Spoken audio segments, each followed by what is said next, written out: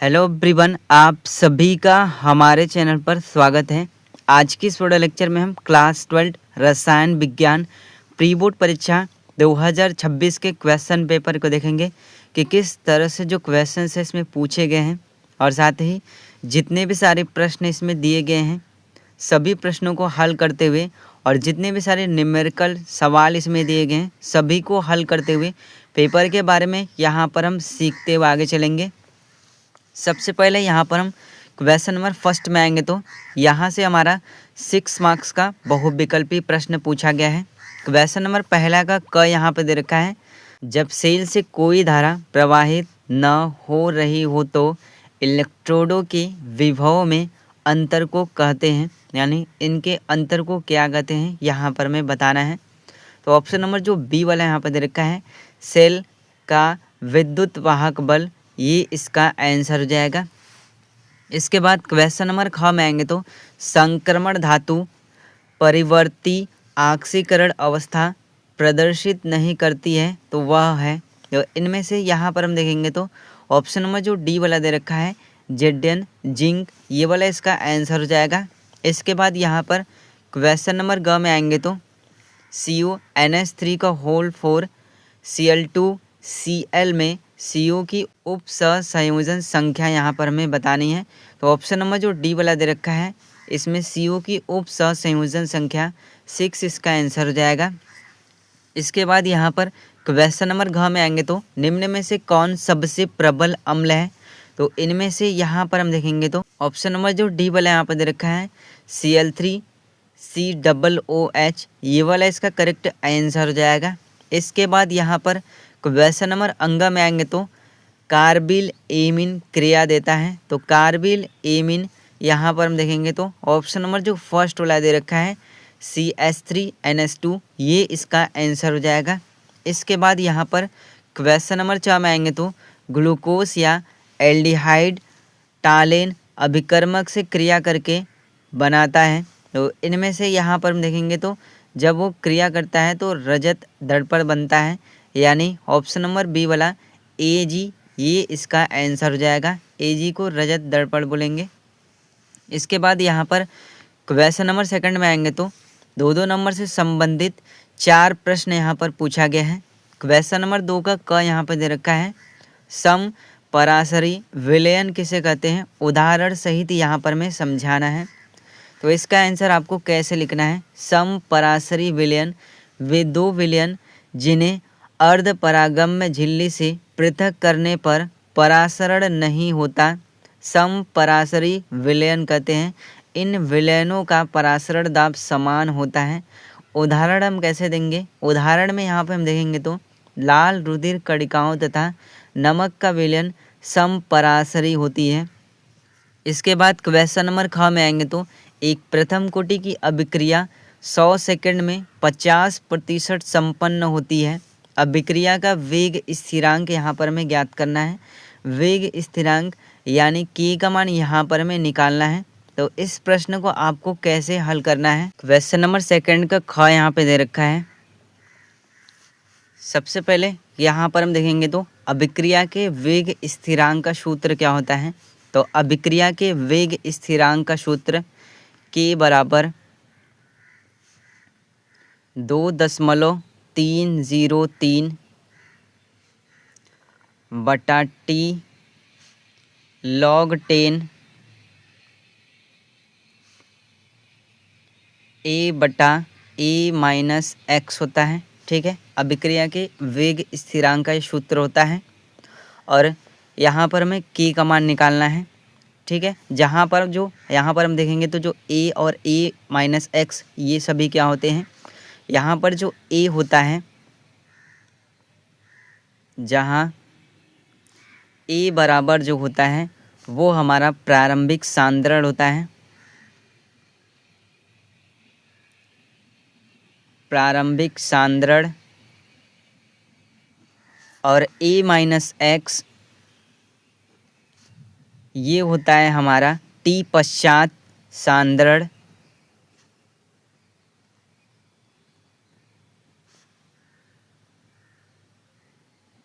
ठीक है, टी पश्चात सांद्रण।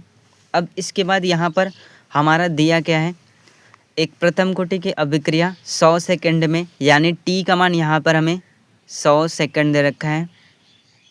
टी बराबर हो जाएगा 100 सेकंड, ठीक है, 100 सेकंड।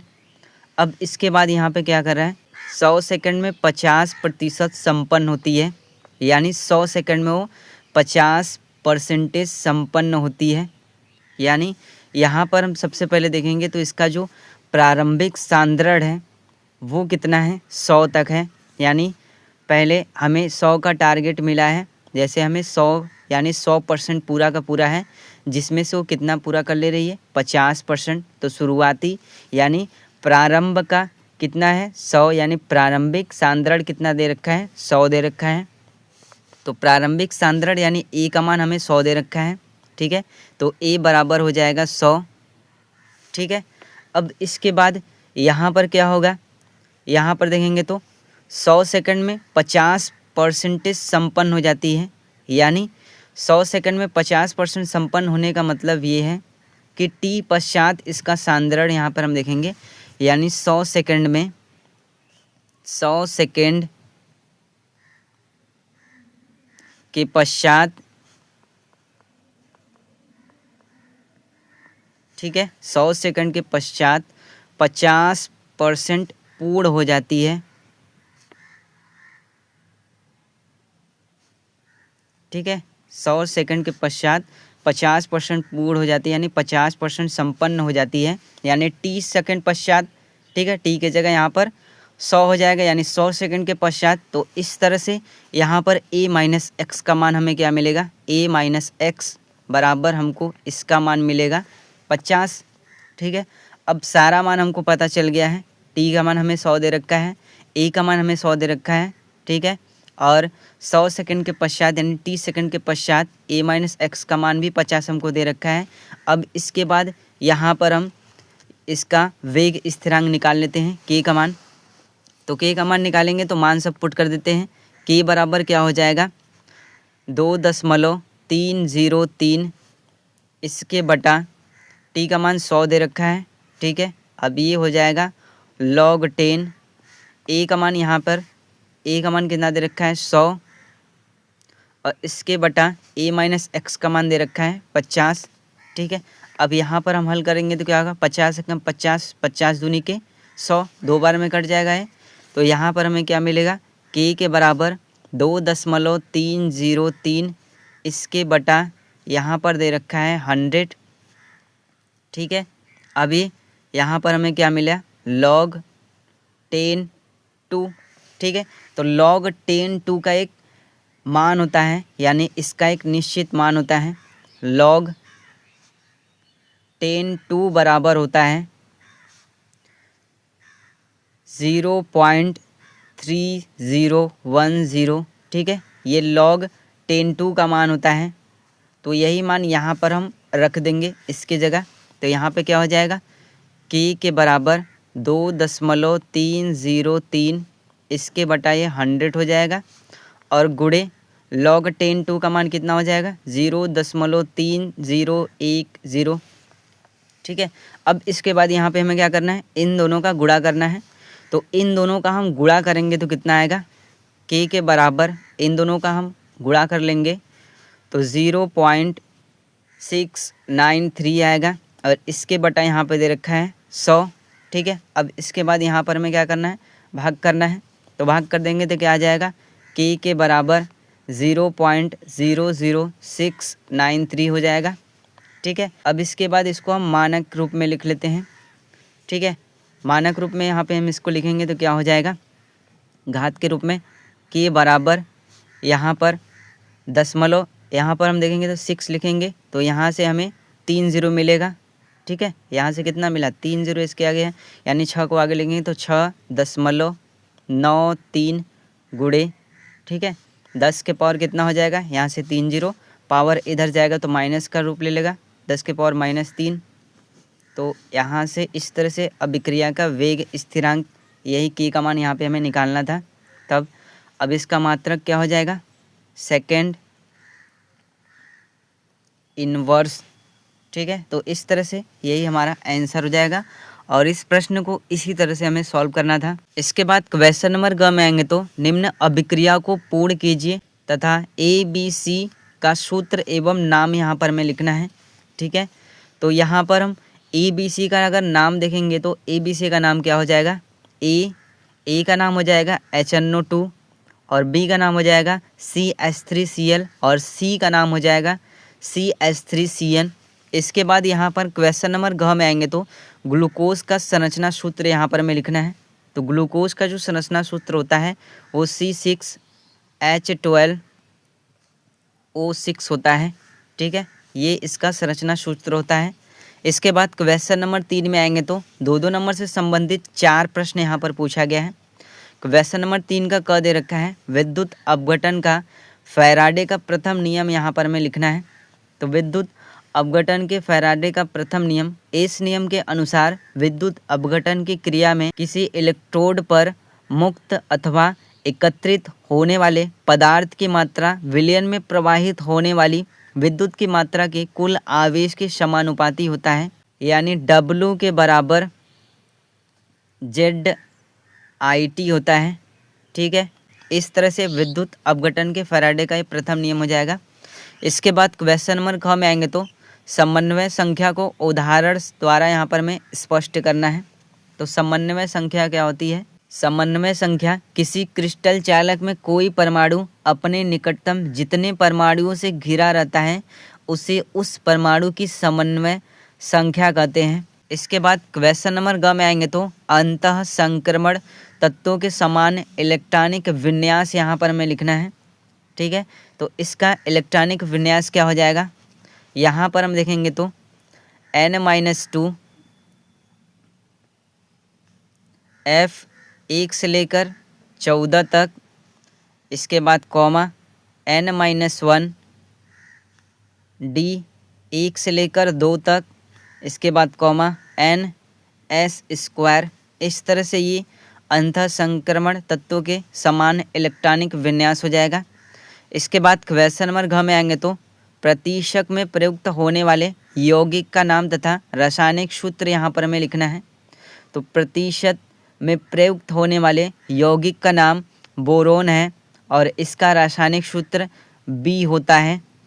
इसके बाद यहाँ पर क्वेश्चन नंबर 4 में आएंगे तो 3 नंबर से संबंधित 4 प्रश्न यहाँ पर पूछा गया है।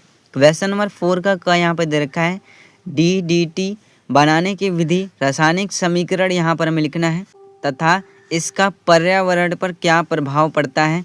तो इसका आंसर क्या हो जाएगा, DDT बनाने की विधि क्या हो जाएगी, DDT बनाने की विधि DDT क्लोरोबेंजीन को क्लोरोल के साथ सांद्र H2SO4 की उपस्थिति में संघनित करके बनाया जाता है। इसमें 1 मोल क्लोरोल व 2 मोल क्लोरोबेंजीन ली जाती है।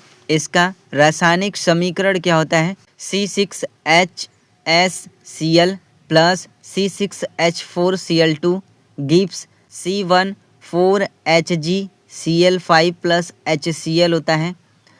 DDT का पर्यावरण पर नकारात्मक प्रभाव पड़ता है क्योंकि यह एक स्थायी प्रदूषक है जो जीवों में संचयित हो सकता है और खाद्य श्रृंखलाओं में प्रवेश कर सकता है। इसके बाद ख वाले क्वेश्चन में आएंगे तो निम्न संकुलों का IUPAC नाम यहाँ पर हमें लिखना है। जैसे फर्स्ट वाला यहाँ पे दे रखा है PTNS36Cl4, इसका IUPAC नाम यहाँ पे हम देखेंगे तो क्या हो जाएगा, हेक्सामाइन प्लेटिनम IV क्लोराइड हो जाएगा। इसके बाद बी वाले का यहाँ पर हम देखेंगे तो CrCO6, इसका जो IUPAC नाम देखेंगे तो इसका IUPAC नाम हेक्सा कार्बनिल क्रोमियम हो जाएगा। इसके बाद सी वाला यहाँ पर दे रखा है FeCN6 3-, इसका यहाँ पर हम देखेंगे तो IUPAC नाम क्या हो जाएगा, इसका IUPAC नामकरण हेक्सा साइनोफेरस थर्ड हो जाएगा। इसके बाद यहाँ पर क्वेश्चन नंबर ग में आएंगे तो राउल्ट का वाष्प दाब अवनमन नियम लिखिए तथा उसकी सीमाएं यहाँ पर हमें बतानी है। तो इसका आंसर क्या हो जाएगा, राउल्ट के नियम के अनुसार किसी विलयन के वाष्प दाब का अपेक्षित अवनमन विलय पदार्थ के मूल प्रभाज के बराबर होता है। यानी यहाँ पर हम देखेंगे तो P माइनस जो पी एस होता है इसके बटा पी, ये बराबर होता है N1 बटे N1 प्लस N2 के। इसके बाद क्वेश्चन नंबर घ में आएंगे तो सिद्ध कीजिए कि प्रथम कोटि की किसी अभिक्रिया की अर्ध आयु अभिकारक की प्रारंभिक सांद्रता पर निर्भर नहीं करती है। इसके बाद यहाँ पर क्वेश्चन नंबर 5 में आएंगे तो 4 नंबर से संबंधित प्रश्न यहाँ पर पूछा गया है। क्वेश्चन नंबर 5 का कह दे रखा है, निम्न का अर्थ यहाँ पर हमें स्पष्ट करना है। जैसे फर्स्ट यहाँ पर दे रखा है चालकत्व, तो चालकत्व का अर्थ क्या होता है? प्रतिरोध R के व्युत्क्रम को चालकत्व कहा जाता है। इसे कैपिटल G से प्रदर्शित करते हैं, यानी कैपिटल G बराबर 1/R होता है। इसके बाद दूसरा दे रखा है सेल नियतांक। सेल नियतांक का क्या अर्थ है? सेल नियतांक वैद्युत अपघटय में इलेक्ट्रोडों के बीच की दूरी L एवं इलेक्ट्रोडों के अनुप्रस्थ काट का क्षेत्रफल कैपिटल A के अनुपात को सेल नियतांक कहते हैं। सेल नियतांक बराबर हमारा फॉर्मूला होता है, सेल नियतांक बराबर L/A होता है। ठीक है, सेल नियतांक बराबर L/A। इसके बाद क्वेश्चन नंबर ख में आएंगे तो संक्रमण तत्वों के निम्न गुणों की यहाँ पर हमें व्याख्या करना है। जैसे फर्स्ट में यहाँ पर दे रखा है इलेक्ट्रॉनिक विन्यास। इलेक्ट्रॉनिक विन्यास की व्याख्या, संक्रमण तत्वों में इलेक्ट्रॉन सबसे बाहरी कोष N के NS कक्षक और उससे एक अंदर वाले N-1D कक्षक में प्रवेश करते हैं, इसलिए इनका सामान्य इलेक्ट्रॉनिक विन्यास N-1D 1 से लेकर 10 तक और NS 0 से लेकर 2 तक होता है। इसके बाद दूसरा दे रखा है चुंबकीय गुण। चुंबकीय गुण की व्याख्या हम कैसे करेंगे? चुंबकीय गुण संक्रमण तत्वों के चुंबकीय गुण मुख्य रूप से उनकी डी कक्षाओं में अयुग्मित इलेक्ट्रॉनों की उपस्थिति के कारण होता है, जो उन्हें अनुचुंबकीय बनाते हैं। इसके बाद ग वाला क्वेश्चन दे रखा है पेप्टाइड तथा पेप्टाइड बंध किसे कहते हैं? एक उदाहरण सहित यहाँ पर हमें समझाना है। तो पेप्टाइड क्या होता है? पेप्टाइड जब 2 या 2 से अधिक एमिनो अम्ल आपस में क्रिया करते हैं तो जो यौगिक बनता है उसे पेप्टाइड कहते हैं। पेप्टाइड बंध जिस बंध द्वारा एमिनो अम्ल आपस में जुड़कर पेप्टाइड बनाते हैं उसे पेप्टाइड बंध कहते हैं। क्वेश्चन नंबर घ में आएंगे तो ल्यूकास परीक्षण पर यहाँ पर हमें संक्षिप्त टिप्पणी देना है। तो इस पर हम टिप्पणी कैसे देंगे? ल्यूकास परीक्षण पर टिप्पणी, सांद्र HCl तथा निर्जल ZnCl2 के मिश्रण को ल्यूकास अभिकर्मक कहते हैं। ल्यूकास अभिकर्मक द्वारा अल्कोहल की पहचान की जाती है। यह अभिक्रिया तृतीय अल्कोहल के साथ कमरे के ताप पर ही तेजी से होती है, द्वितीय अल्कोहल के साथ कमरे के ताप पर मंद गति से होती है। इसके बाद क्वेश्चन नंबर 6 में आएंगे तो 5 नंबर से संबंधित प्रश्न यहाँ पर पूछा गया है। क्वेश्चन नंबर 6 का क दे रखा है कोलराउस नियम को यहाँ पर हमें परिभाषित करना है तथा इसके द्वारा वैद्युत अपघटय के नियोजन की कोटि की गणना किस प्रकार करते हैं, यहाँ पर हमें इसका आंसर देना है। तो कोलराउस का नियम क्या हो जाएगा? कोलराउस नियम, इस नियम के अनुसार अनंत तनुता पर किसी विद्युत अपघटय की मोलर चालकता विलयन में उपस्थित धनायनों तथा ऋणायनों की मोलर चालकताओं के योग के बराबर होती है। अथवा करके प्रयोगशाला में एसीटोन बनाने की विधि का सचित्र वर्णन कीजिए। इस प्रश्न को आप कर सकते हैं। इसके बाद यहाँ पर क्वेश्चन नंबर ख में आएंगे तो 30 ग्राम एथिलीन ग्लाइकाल C2H6O2 को 450 ग्राम जल में मिलाया गया। निम्नलिखित की यहाँ पर हमें वर्णन करना है। जैसे फर्स्ट में क्या निकालना है? विलयन के हिमांक में अवनमन की गणना करना है। दूसरा विलयन का हिमांक यहाँ पर हमें निकालना है। तो इस प्रश्न को आपको कैसे सॉल्व करना है? क्वेश्चन नंबर 6 का ख यहाँ पे दे रखा है। सबसे पहले जो मान हमें पता है हम उसको यहाँ पर हम लिख लेंगे। हमें क्या दे रखा है? W बराबर स्मॉल w बराबर हमको यहाँ पे दे रखा है 30 ग्राम। ठीक है, 30 ग्राम एथिलीन बोला था, इसको स्मॉल w से दर्शाएंगे। इसके बाद कैपिटल W बराबर यहाँ पर हम देखेंगे तो ये 450 ग्राम जल हो जाएगा, यानी ये हो जाएगा 450 ग्राम। इसके बाद C2H6O2 का यहाँ पर हम अणु भार निकालेंगे, यानी m बराबर इसका हम अणु भार निकालेंगे तो 62 आएगा। ठीक है, इसके बाद यहाँ पर KF बराबर 1.86। यहाँ पर जो KF होगा वो एक स्थिरांक होगा। ठीक है, KF एक स्थिरांक होगा। हमें निकालना क्या है, विलयन के हिमांक में अवनमन की गणना करना है। ठीक है, तो विलयन के हिमांक में अवनमन की गणना यानी डेल TF के बराबर KF इंटू M। ठीक है, ये हमारा फॉर्मूला होता है, यानी डेल TF का मान यहाँ पर हमें निकालना है। तो इस संबंध में डेल TF का फॉर्मूला क्या हो जाएगा, डेल TF बराबर KF। ठीक है, KF ये फॉर्मूला में है, इसका एक निर्धारित मान होता है जो हमें याद भी करना है, इंटू स्मॉल w इंटू 1000 इसके बटा M गुणे कैपिटल W हो जाएगा। ठीक है, अब यहाँ पर सारे मान को हम पुट कर देते हैं, तो डेल TF के बराबर यहाँ पर क्या हो जाएगा, KF का एक निर्धारित मान होता है, निश्चित मान 1.86। ठीक है, अब इसके बाद गुणे स्मॉल w का मान हमको 30 दे रखा है। ठीक है, अब इसके बाद गुणे 1000 इसके बटा यहाँ पर इसका मोल का अणुभार यहाँ पर हम निकाले हैं। अणुभार हमारा कितना आया है, 62 आया है। ये हो जाएगा 62 गुणे कैपिटल W का मान 450 ग्राम दे रखा था, 450। अब इसके बाद इसको हम काटेंगे तो 0 से 0 कट जाएगा। ठीक है, अब इसके बाद दोनों से ऊपर नीचे 3 से भाग जा रहा है, तो 15 दूनी 30, 15 तियाँ 45 हो जाएगा। ठीक है, अब इसके बाद यहाँ पर क्या हो जाएगा, 3 से इसको काटेंगे तो 3 एक कम 3 ये कट गया, यहाँ से 3 छक 18 और 3 दूनी के 6, 3 छक 18, 3 दूनी 6, यानी 2 अंक पर दशमलव लग जाएगा। ठीक है, यानी 0.62 यहाँ पे आ गया। अब इसके बाद यहाँ पर 2 से 2 एक कम 2 और 31 दूनी 62 हो जाएगा, यहाँ पे 31 बार बचा है। अब इसके बाद इसको 31 बार काट देते हैं, 31 से कम 31, 31 दूनी 62, यानी कुल मिला के क्या बचा, यहाँ पर 0.02 बता है और यहाँ पर 100 बचा है।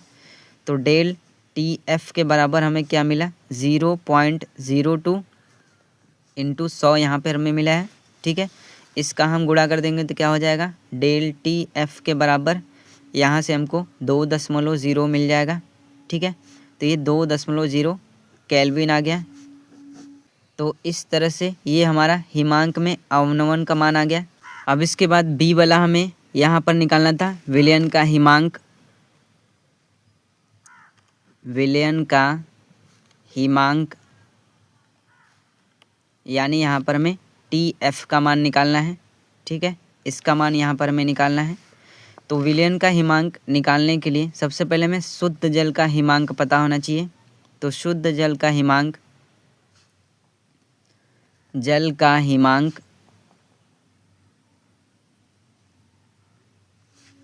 TF के बराबर होता है, इसका एक निश्चित मान होता है, बराबर 273.15 केल्विन होता है। ठीक है, अब विलयन का हिमांक निकालने के लिए हम क्या करेंगे, इसके लिए फार्मूला क्या होता है, TF माइनस डेल TF कर देंगे। तो TF का मान यहाँ पर दे रखा है 273.15 माइनस डेल TF का मान अभी हमने निकाला 2.0। ठीक है, 2.0 हो जाएगा। अब इसको यहाँ पर माइनस कर देंगे तो यहाँ पर हमारा क्या आ जाएगा, TF के बराबर 271.15 ग्राम केल्विन। ठीक है, तो इस तरह से विलयन का हिमांक यहाँ पर हमारा निकल गया। इसके बाद क्वेश्चन नंबर 7 में आएंगे तो 5 नंबर से संबंधित प्रश्न यहाँ पर पूछा गया है। 5 का क्या दे रखा है, शून्य कोटि की अभिक्रिया किसे कहते हैं। शून्य कोटि की अभिक्रिया के लिए वेग स्थिरांक का व्यंजन यहाँ पर हमें निगमित करना है। तो शून्य कोटि की अभिक्रिया क्या होती है, शून्य कोटि की अभिक्रिया वह अभिक्रिया जिसका वेग अभिकारकों की सांद्रता की शून्य घात के अनुक्रमानुपाती यानी सांद्रता पर निर्भर नहीं करता है, यानी अनुक्रमानुपाती होता है, शून्य कोटि की अभिक्रिया कहलाती है। वेग स्थिरांक के लिए इसका व्यंजन क्या होता है, के बराबर यहाँ पर हम देखेंगे तो R0 माइनस आर टी, ठीक है, इसके बटा टी होता है। जहाँ पर देखेंगे तो जो R0 होता है वो प्रारंभिक सांद्रता होती है और जो RT होता है वो समय के बाद की सांद्रता होती है। तो इस तरह से क्लास 12 रसायन विज्ञान प्री बोर्ड परीक्षा 2026 के क्वेश्चन पेपर में जो क्वेश्चन से पूछे गए हैं। वीडियो पसंद आए तो वीडियो को लाइक कर दीजिएगा। साथ ही हमारे चैनल पर नए हैं तो चैनल को सब्सक्राइब कर दीजिएगा।